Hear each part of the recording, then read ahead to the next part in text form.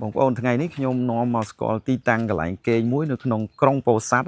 ចំកណ្ដាលក្រុងបងប្អូននេះគឺ Happy Homestay នេះមើលឃើញទេ Happy Homestay អញ្ចឹងខ្ញុំមកស្នាក់នៅទីនេះចំនួន2ថ្ងៃដោយសារមានបេសកកម្មការងារត្រូវចុះមកផងអញ្ចឹងនេះជា Homestay គឺប្រៀបបីដូចជាផ្ទះរបស់យើងអញ្ចឹងបងប្អូនមកយើងមានសោទ្វារចាក់ចេញចូលឡាបោកអាវឡានអីយើងទុកក្នុងហ្នឹងទៅបាទយើងមានម៉ូតូយើងជិះយកមកទុកដាក់ក្នុងហ្នឹងទៅចាក់សោទៅខ្លួនឯងណាចឹងខ្ញុំនាំបងប្អូនមកមើលកន្លែងខ្ញុំស្នាក់នៅនេះគឺយើងមានកន្លែងយើងអង្គុយលេងមានកៅអីមានអីរបៀបដូចផ្ទះទី2របស់យើងអញ្ចឹងបងប្អូនបាទដូចផ្ទះទី2របស់យើងអញ្ចឹងនេះបងប្អូនឃើញទេបាទគាត់រៀបឲ្យស្អាតណាហើយផ្ទះគាត់ស្នាក់នៅនឹងដែរអញ្ចឹងណាបាទអញ្ចឹងបងប្អូនឃើញនេះអញ្ចឹងមកទេសភាពខ្ញុំចូលចិត្តស្នាក់នៅបែបសហគមន៍បែប home stay អញ្ចឹងគេហៅ home stay បងប្អូនឃើញនេះ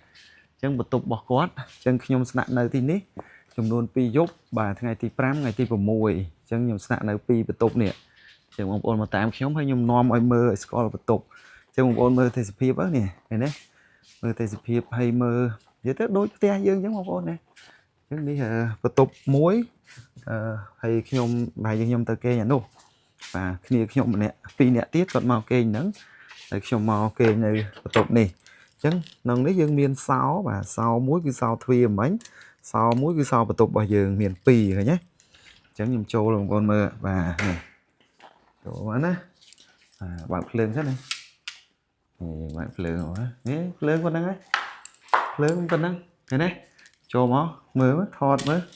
នេះយើងមានតុយើងអង្គុយធ្វើការអញ្ចឹងមកបងប្អូនបាទណាឡើងបរទេសអីគាត់ចូលចិត្ត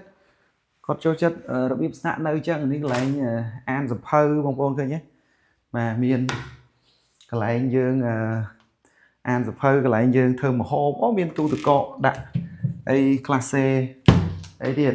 បាទហើយនេះកន្លែងយើងធ្វើម្ហូបនេះមានឆ្នាំងបាយចានបាយមានទឹកក្តៅនេះកន្លែងលាងចានអីចឹងនិយាយទៅដូចផ្ទះយើងហ្នឹងបងប្អូននេះ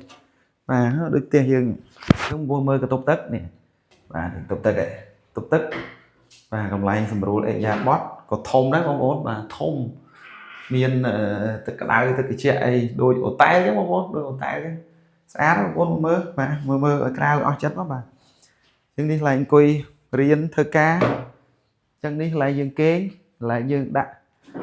ខោអាវដាក់អីមកគេងក្រេ2បាទក្រេ2នេះក្រេ1ធំបាទអាចគេងបាន2នាក់ទៀតណាក្រេនិយាយទៅក្រេនេះអាចគេងបាន2នាក់បើមើលទៅគេងបាន2នាក់កូនតូចមួយទៀត3នាក់ក៏បានដែរហើយមកគេងបែបអញ្ចឹងគាត់អត់កំណត់ទេយើងគេងបានអ្នកគេងទៅឲ្យទៅនៅបានមកបន្ទប់ហ្នឹងអញ្ចឹងណាយើងមានម៉ាស៊ីនត្រជាក់ដែរណាបងប្អូនបាទនេះម៉ាស៊ីនត្រជាក់ក៏បានកង្ហាលក៏បានយើងនៅទៅស្រួលខ្ញុំចូលចិត្តស្នាក់នៅបែបអញ្ចឹងបាទបែប home stay អញ្ចឹងបាទអរគុណបងប្អូនបើត្រូវការមកពោធិ៍សាត់ទីនេះឈ្មោះថា Happy Homestay ចាំមើលខ្ញុំនឹងទម្លាក់ link location នៅខាងក្រោម comment របស់វីដេអូខ្ញុំណាបាទអរគុណច្រើន